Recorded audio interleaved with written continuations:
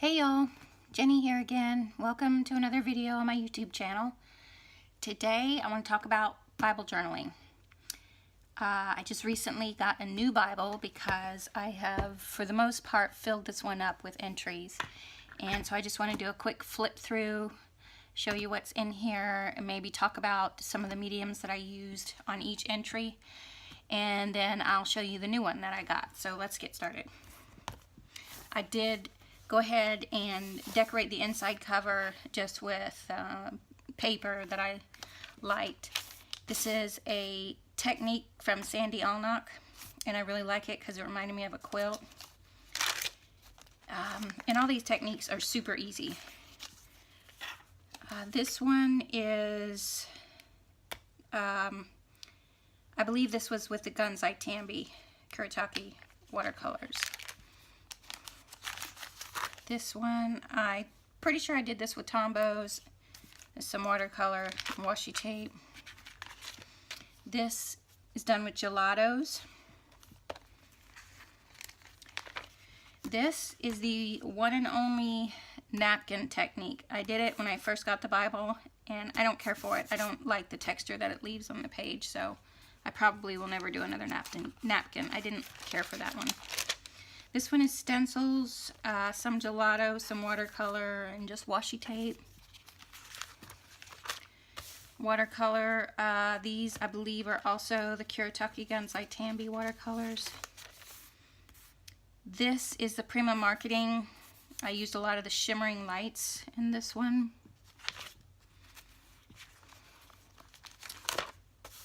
This one is also the Gunzai Tambi.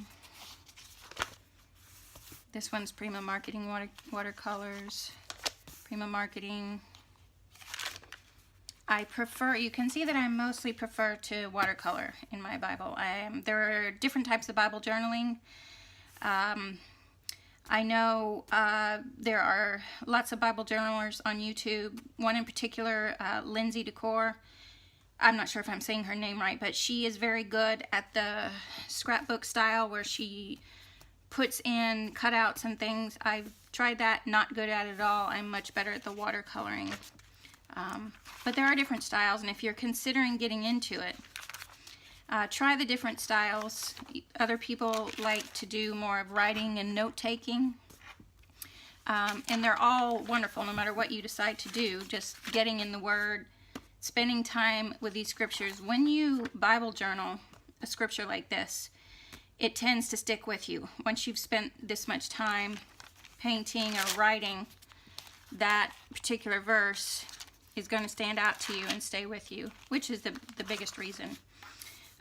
This was done with Prima watercolors, I believe, and this is my favorite type of entry, full page.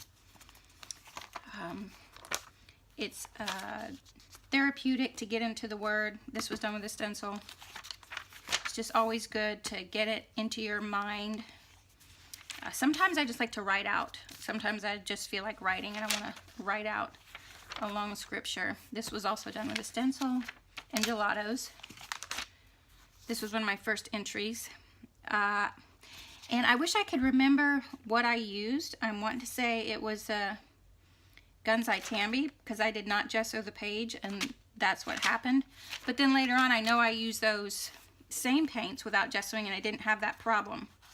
So I'm not exactly sure what happened there. This is one of my favorites.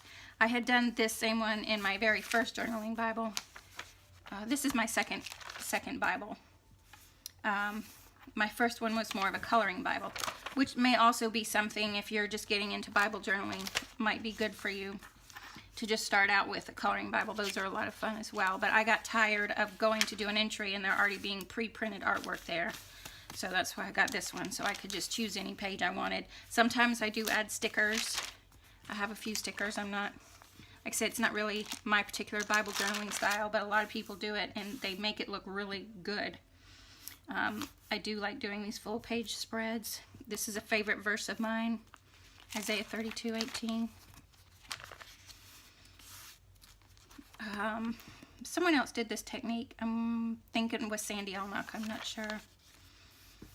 This is another favorite of mine. That was fun masking that off and then watercoloring around it. And this was done with gelatos. This was with the Prima watercolors, I believe. There are times when I'm Bible journaling and I make mistakes and I just figure out ways to correct them. And speaking of that, I am obviously a Bible journaler who does not mind covering text. I know that's a huge controversial issue between Bible journalers. I will cover the text. It's not an issue for me because this is my Bible journaling Bible. I have 10 other Bibles that I study out of. So if I end up covering text with paint or something, it doesn't bother me at all. This is Gonzite Tambi watercolors. They're so vibrant and beautiful, and they didn't bleed through this time, so I'm not sure what the difference was with that other tree that I did. Those were Prima watercolors.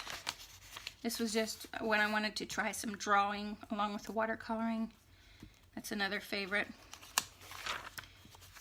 This was, I believe, this was a stencil. Yes, this was a stencil. I do use stencils sometimes. This was just a freehand painting that I did with Prima watercolors, I believe, on that one as well. This was actually a Bible journaling class that I took. So this design was someone else's, and I just traced it in. There are a few that I traced. This one is one that I drew. Every now and then I will just put in a worship song. This is the Alabaster Jar, and I just like to write out the words and then paint a picture to go with it. I did use some colored pencils on her hair, but the rest of it's watercolor. This is also someone else's design that I just traced in and transferred in and then watercolored it. This one I did, I believe I masked off these areas with some masking fluid. And that you do have to be careful with that. If you use that, you do need to gesso, because if you don't gesso and you use masking fluid, it will lift paper off when you go to remove the masking fluid. This was a page done in honor of my grandmother for her 5 grandchildren. I painted this rose and just photocopied 5 of them for each grandchild and did this page in honor of her. That was for Pentecost Sunday. Sometimes I just get inspired. This was inspired from a message that I heard on a Sunday. And once again, I have covered text, and I'm sorry if you are one of those that doesn't like that, but it doesn't bother me because I have so many other Bibles that I can read that text out of. This is another song lyrics here. This is where I tried some of that scrapbooking style, and you can see it just doesn't work for me very well, so I prefer the painting. That was one of my first entries there. I do enjoy painting any type of florals. And this is a favorite verse as well. This was the Prima watercolors. This is a tip-in I did. It was just a coloring page that I liked, so I put it on tracing paper and did it as a tip-in. This design I got from Pinterest. I didn't trace it. I did freehand it in, but I was looking at a picture from Pinterest when I did it. That's another fun one of the first ones that I did. I've had this Bible since May and have just pretty much filled it up. This is another one I did in a Bible journaling class. So that is my Bible that I've been journaling in since May. It is something that you can see that I spent a lot of time with. So I've just about filled it up and ready to move on to my next one. And here is the next one. And I am so excited to get into this one. This is the Illustrating Bible. I have 1 entry in it so far. I'm looking forward to doing many more. And this first entry that I went ahead and did is a technique from Sandy Allnock, and I did it in my other Bible. I just kind of stepped it up in this one and added these little stitch marks because it reminded me so much of a quilt when I did it in my other Bible.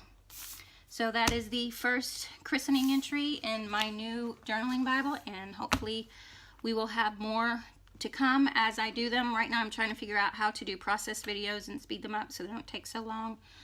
But that's my Bible journaling flip through. Thank you.